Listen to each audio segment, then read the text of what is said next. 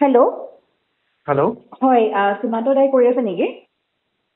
হয় কৰিছো মই। হয় মই আপুনি ফোনটো ৰেকৰ্ডিং কৰিব পাৰিমনে? মই একচুৱেলি মিডিয়াৰ পৰা কৰিছিলোঁ। পাৰিম হয় হয় একচুৱেলি আপোনালোকৰ যিটো টপিক চলি আছে খুব বিতৰ্কত সোমাই আছে দিলে গীতটি তাক লৈ আচলতে দুটামান প্ৰশ্নৰ কাৰণে আপোনাক ফোন কৰা হৈছিলে।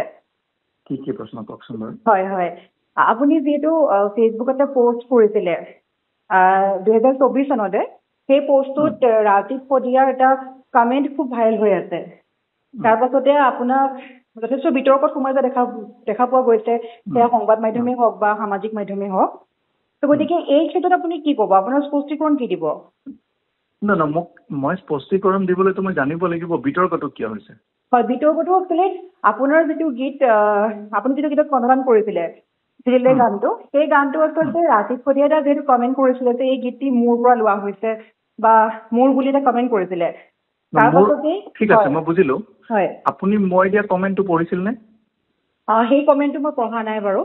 কি লিখা আছে এক্সাক্টলি কওকচোন এবাৰ কমেণ্টটো পঢ়ি দিয়ক গম পাব তাত মই কি লিখিছিলো তাত ষ্টেটাছটো। হয় এটা বস্তু মই এইটো কাৰণে সুধিব বিচাৰিছো বিকজ মোৰ ষ্টেটাছটো পঢ়িলে ওলাই যাব আচলতে তাত কি লিখা আছে। হয় হয় মই আপোনাক কৈ দিছো তাত ধুনীয়াকে লিখি থোৱা আছে যে আমাৰ গান বুলি এটা শব্দ লিখি থোৱা আছে। সেইটো আমি বুলি পাইছিলো। হয় হয় যদি আমাৰ গান তেতিয়াহ'লে সেই গানটো মোৰ গান বুলিতো মই কেতিয়াও কোৱা নাই। হয় হয় হয় নহয় জানো? আমাৰ গান বুলি কোৱাৰ পিছত তাকে লৈ বিতৰ্ক কৰিব লগা কি আছে? একোতো বিতৰ্ক কৰিব লগা নাই। ৰাজীৱৰ মই গোটেই কথাখিনি কৈ দিছো যে ৰাজীৱ মোৰ খুব ভাল বন্ধু আছিলে। ৰাজীৱৰ লগত প্ৰায় কথা হৈছিলে। ৰাজীৱে সেই গানটো বেলেগ এজন প্ৰডিউচাৰক দিছিলে যি প্ৰডিউচাৰজনে প্ৰযোজকজনৰ হাতত কপি ৰাইটছটো এতিয়াও আছে। তো গানটো যাৰ হাতত কপি ৰাইটছ থাকে তাৰ হাতত সেইটো অথৰিটি থাকে যে সেই গানটো আৰু তেওঁ কাক দিব পাৰে। যেনেকে যিকোনো চিনেমাত হওক যিকোনো ক্ষেত্ৰত হওক আমি গানটো বহুত কেইটা কপিৰাইট হোল্ডাৰৰ পৰাই লৈ লোৱা হয়। আজি বহুত গানৰ ৰিমেক বনিছে। ৰিমেক বনা গানবিলাকৰ আগৰ যিবোৰ কম্প'জাৰ আছিলে তেখেতসকলৰ যাৰ হাতত কপিৰাইট থাকে তেওঁহে তাক দিব পাৰিব। এই গানটোৰ কপিৰাইট তিনিচুকীয়াৰ এজন ব্যক্তিৰ লগত আছিলে যিজন ব্যক্তি অৰিজিনেল প্ৰডিউচাৰ আছিলে য'ত ৰাজীৱ পদিয়াই গানটো গাইছিলে। তাৰপিছত মোলে যেতিয়া আহিলে অহাৰ পিছত সেইজনে প্ৰযোজক মই নহয়, মই গায়কহে তাতে। মই গানটো গালো। গানটো গোৱাৰ পিছত যেনিবা ঠিক আছে ৰাইজে ভাল পালে ঠিক আছে। কিন্তু তাৰ পিছতো সেই গানটো কিন্তু মই কেতিয়াও মোৰ গান বুলি তাত উল্লেখ কৰা নাম দেখিছে নাই? যদি আমাৰ শব্দটো লিখাই আছে তেতিয়াহ'লে যিসকলে কণ্ট্ৰভাৰ্চি কৰি আছে তেখেতসকলে মই আৰু আমিৰ মাজত পাৰ্থক্য বুজি নাপায় নেকি? আমি আচলতে সেইটো কাৰণে আচলতে আপোনাৰ এটা স্পষ্টীকৰণ সেইটো এটা কথা। আৰু দ্বিতীয়তে ইণ্টাৰেষ্টিং কথা হৈ আছে চাওক আজি যিখিনি ছ'চিয়েল মিডিয়াত এইটো লৈ পেলাই কমেণ্ট কৰি আছে এইটো সম্পূৰ্ণৰূপে ৰাজনৈতিক উদ্দেশ্য প্ৰণোদিত। আজি কেইদিনমান আগতে আমি কংগ্ৰেছক লৈ পেলাই বিভিন্ন কথা কৈছিলো। গতিকে কংগ্ৰেছৰ আজিৰ তাৰিখত এটা বিৰাট ডাঙৰ ছ'চিয়েল মিডিয়া টীম আছে য'ত 100 কোটি টকা খৰচ কৰিছে কংগ্ৰেছে। এই ছ'চিয়েল মিডিয়া টীমটোৱে ডেফিনেটলি আমাক ডিফেণ্ড কৰিব যিটো মই এতিয়া ৰাজনৈতিকভাৱে জড়িত। এজন শিল্পী নামটোতো অসমৰ ৰাইজেই দিয়ে। কিন্তু যিহেতু ৰাজনৈতিকভাৱে জড়িত গতিকে তেনে ক্ষেত্ৰততো বস্তুটো ৰাজনৈতিক উদ্দেশ্য প্ৰণোদিত বুলিয়ে মই ভাবিছো। নহয় জানো? গতিকে তাত মই ধুনীয়াকে উল্লেখ কৰিছো যে আমাৰ গান। আমাৰ গান বুলি শব্দটো থকাৰ পিছত আৰু তাত নুবুজিবলগীয়া কি থাকিব পাৰে সেইটো খুব আচৰিত হৈছো মই তাৰমানে।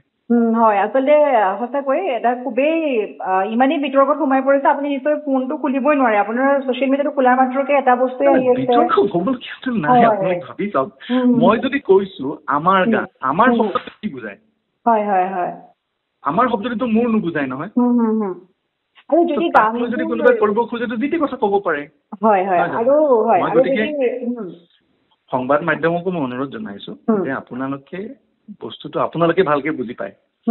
গতিকে যিসকলে ৰাজনৈতিক মানে শিল্পীসকলক ৰাজনৈতিক লৈ আহিব চেষ্টা কৰিছে সেই বস্তুটো আপোনালোকে আজিৰ তাৰিখত দেখুৱাব লাগে অসমৰ ৰাইজক। আজি ৰাজীৱ পদিয়াক লৈ পেলাই আমি সকলোৱে দুখত মহীয়মান। তেওঁৰ লছটো অসমৰ সাংস্কৃতিক জগতৰ লছ হৈছে, ৰাজনৈতিক জগতৰ লছ হোৱা নাই। সাংস্কৃতিক জগতৰ লছ হৈছে। তেখেতে জাতীয় চিন্তাধাৰাৰ গানবিলাক গাইছিলে। এক মিনিট। তেওঁৰ যিটো লছ সেই লছটো আচলতে কোনোদিন পৰিপূৰ্ণ হ'ব। কিন্তু আমি তেনে ক্ষেত্ৰত এটা বস্তু দেখিবলৈ পাইছো যে তেওঁৰ লছটোক ৰাজনীতিকৰণ কিয় কৰা হৈছে? তেওঁৰ পৰিয়ালটোক আজিৰ তাৰিখত ৰাজনীতিৰ মানে মেৰপাকত কিয় ফচাই দিয়া হৈছে মই বুজি পোৱা নাই এই বস্তু। এজন শিল্পীৰ মৃত্যু হৈছে, শিল্পীজনৰ মৃত্যুত সকলো অসমবাসী ৰাইজ ম্ৰিয়মান। আজি অসমৰ প্ৰতি শিল্পী সমাজ ম্ৰিয়মান। কিন্তু তাৰ পিছত দুই এজন ৰাজনৈতিক ব্যক্তিত্ব তাত আজি গৈ পেলাই ৰাতিপুৱাৰ পৰা গধূলিলৈকে ছবি দেখাইছে, ফটো দেখাইছে, ফেচবুক দিছে। তেওঁ জীয়াই থাকোতে এদিন গৈছিল নে? গৈছিল নে নাই? এতিয়া তেওঁৰ লৈ পেলাই ছচিয়েল মিডিয়াত তেখেতসকলৰ যিসকল ছচিয়েল মিডিয়া মেনেজাৰ্ছ আছে তেখেতসকলে একদম মানে সদায় দিনে ৰাতি ব্যস্ত।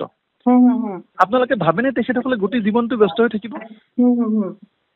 আজি যিকেইজন ৰাজনৈতিক ব্যক্তিত্ব তাত গৈ আহিছে তেখেতসকলে সদায় বহুত ক্ষেত্ৰত আঙুলিয়াই দিছে চৰকাৰে কৰা নাই বুলি, কিন্তু চৰকাৰে যে তেখেতসকলক অনুদান দিলে, চৰকাৰে যে মাননীয় মুখ্যমন্ত্ৰী ডাঙৰীয়াই নিজে গৈ অনুদান দিছে, সেই কথাটো কোনোবানে উল্লেখ কৰিছেনে?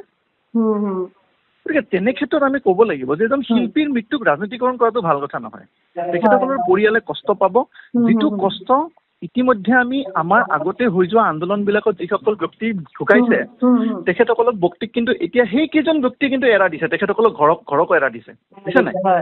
আজি যিসকল ব্যক্তিৰ মৃত্যু হৈছিলে তেখেতসকলৰ প্ৰৰোচনাত পৰি যোৱাটো আন্দোলনত আমি সকলোৱে জানো, এই কথাটো লিখিব, যোৱাটো আন্দোলনত যিহেতু আমি সকলোৱে জানো যে যিসকল ব্যক্তি ইতিমধ্যে আমাৰ মাজৰ পৰা আঁতৰি গৈছে তেখেতসকলৰ দ্বাৰা প্ৰৰোচিত হৈ যিসকল ব্যক্তি মৃত্যুবৰণ কৰিছে সেইসকল ব্যক্তিৰ পৰিয়ালৰ ওচৰত এখেতসকলে আজিৰ তাৰিখত খবৰ ল'বলৈ যায় নে নাযায়?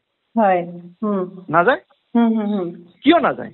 সেইখিনি সময়ততো দিনে ৰাতি তেখেতসকলৰ ঘৰতে আছিলে, ছচিয়েল মিডিয়াত ফটোৱে দেখিছিলো আমি। আজি ৰাজীৱ খদিয়াৰ ক্ষেত্ৰতো এই বস্তুটো আকৌ কিয় পুনৰাবৃত্তি হবলৈ দিয়া হৈছে? গতিকে মই অনুৰোধ জনাইছো অসমবাসী ৰাইজক যে এই যিবোৰ ব্যক্তিয়ে তাত গৈ ছবি দি যিসকলে নিজৰ ৰাজনৈতিক লাভালাভ আদায়ৰ কাৰণে চেষ্টা কৰিছে তেখেতসকলক চিনি পাবৰ হ'ল, কিয়নো অসমৰ ৰাইজে এবাৰ এই আন্দোলনটো দেখি পাইছে, এই মিছা আন্দোলনটো দেখি পাইছে। মিছা আন্দোলনত, মিছা প্ৰৰোচনাত মানুহকেইজনৰ, অসমীয়া ডেকা কেইজনৰ অকাল মৃত্যু হোৱাও দেখি পাইছে। গতিকে সেই মৃত্যু হোৱা ডেকা কেইজনৰ পৰিয়ালৰ লগত এই ব্যক্তিকেইজন কিন্তু আজিৰ তাৰিখত নাই, আৰু সেইটো অসমৰ ৰাইজে দেখিছে। গতিকে তেনে ক্ষেত্ৰত সংবাদ মাধ্যমলৈ মোৰ বিনম্ৰ অনুৰোধ যাতে আপোনালোকে এই কথাবিলাকো তুলি ধৰে। এইটো বস্তু অকল দেখুৱাই নাথাকিব যে ব্যক্তিসকলে কি কৰিছে তেখেতসকলৰ মৃত্যুৰ পিছত, তাকো আদ্যশ্ৰাদ্ধৰ পিছত। মৃত্যুৰ দিনা তেখেতসকলৰ পোষ্ট আছিল নে সেইটো চাব ছচিয়েল মিডিয়াত। যিদিনা মৃত্যু হৈছিলে ৰাজীৱ খদিয়াৰ মোৰ প্ৰথম পোষ্ট আহিছিলে। আপোনালোকে চাওক ছচিয়েল মিডিয়াত ৰাজীৱ খদিয়াৰ মৃত্যুৰ দিনা 5 ঘণ্টামানৰ ভিতৰত প্ৰথম পোষ্টটো মোৰ আছিলে ছচিয়েল মিডিয়াত। আৰু ৰাজীৱ খদিয়া যেতিয়া ঢলি পৰিছিলে তেতিয়াৰ পৰা ফোনত মই খবৰ লৈ আছিলো, মোৰ ভাইটিকেইটা তাত তেতিয়াও আছিলে। কিন্তু যিজন ব্যক্তিয়ে প্ৰশ্ন অৱতাৰণা কৰিছে, যিকেইজন ব্যক্তি আজি তাত তাৰিখত ছচিয়েল মিডিয়াত লিখি আছে তেখেতসকলৰ এটা ছচিয়েল মিডিয়াত পোষ্ট আছে নেকি চাবচোন। সিদিনা 24 ঘণ্টাৰ ভিতৰত মই 5 ঘণ্টা দিয়া নাই, 24 ঘণ্টা দিছো, বাদ দিয়ক 24 ঘণ্টা দিয়া নাই, মই 48 ঘণ্টা দিছো। 48 ঘণ্টাৰ ভিতৰত তেখেতসকলৰ ছচিয়েল মিডিয়াত পোষ্ট আছিল নেকি মোক দেখুৱাই দিয়ক। নিশ্চয়।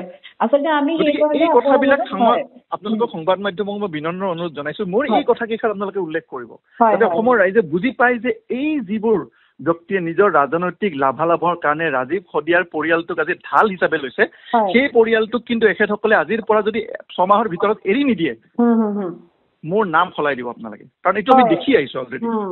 নিশ্চয়কৈ। আচলতে আমি সেইকাৰণে আপোনাৰ এটা স্পষ্টীকৰণ ল'ব চেষ্টা কৰিছোঁ, কিয়নো আমি বাৰে বাৰে দেখি আছোঁ যে এই বস্তুটো সম্পূৰ্ণভাৱে ভিতৰলৈ সোমাই গৈ আছে।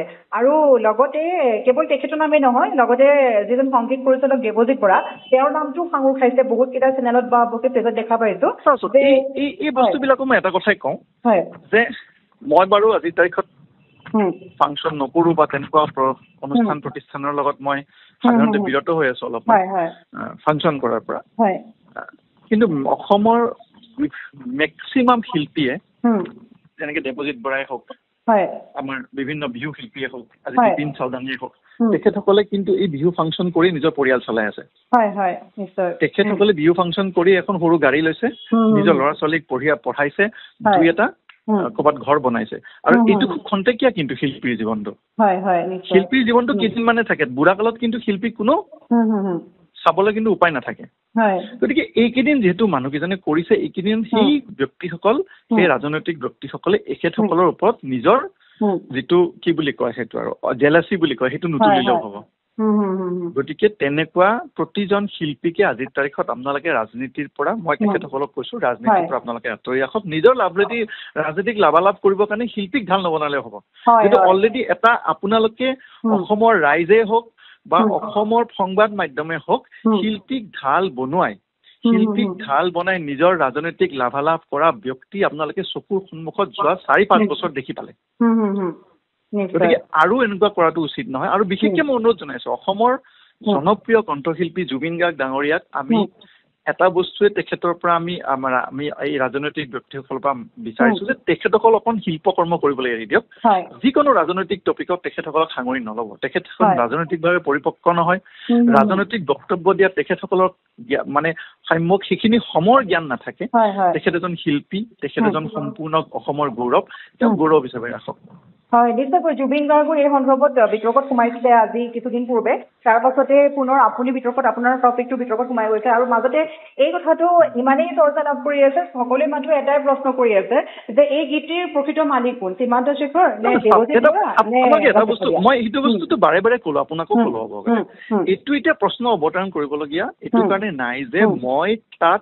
উল্লেখ কৰিছো যে আমাৰ গীত বুলি আমি মানে সেইটো মোৰ গান নহয় প্ৰথমতে দ্বিতীয়তে সেই গানটোৰ গায়ক সেই গানটোৰ যিটো মানে এটা ফোক সংটো সেইটো এটা ফোক থলুৱা গীতটোৰ গানটো গাইছিলে এফালে ৰাজীৱ সদিয়ে আৰু তাৰ পিছত গাইছিলো মই আৰু যিজন প্ৰযোজকজন কমন এজনে প্ৰযোজক তেওঁৰ হাততে গোটেই গানটোৰ কপিৰাইট আছে কপিৰাইট মানে মালিকী স্বত্ব আছে সেই গানটোৰ মালিকী স্বত্ব ৰাজীৱ সদিয়াৰ হাততো নাই মোৰ হাততো নাই আমি দুইজনে গায়ক গতিকে যিজন ব্যক্তিৰ হাতত মালিকী স্বত্ব আছে সেই ব্যক্তিজনেহে আপোনালোকক দিব পাৰিব নহয় জানো গতিকে সেই ব্যক্তিজনৰ পৰা ৰাজীৱেও মালিকী স্বত্ব পাইছে ময়ো পাইছো আৰু সেই ব্যক্তিজনক সুধিলে আপোনালোকে এই ব্যক্তিজনে নিজে ক'ব কথাটো আৰু এই কথাটো 15 বছৰ আগতে চল্ভ হৈ গৈছে যেতিয়া মোৰ গানটো তেতিয়া ৰাজীৱৰ মই কথা পাতি ললো তাৰপিছত ৰাজীৱে হয়তো সেই পোষ্টটো লিখোতে ওপৰৰ সেই আমাৰ শব্দটো নাচালে বা যিয়ে নক মই এতিয়া ৰাজীৱৰ কথা নকওঁ তাক আমি হেৰুৱাইছো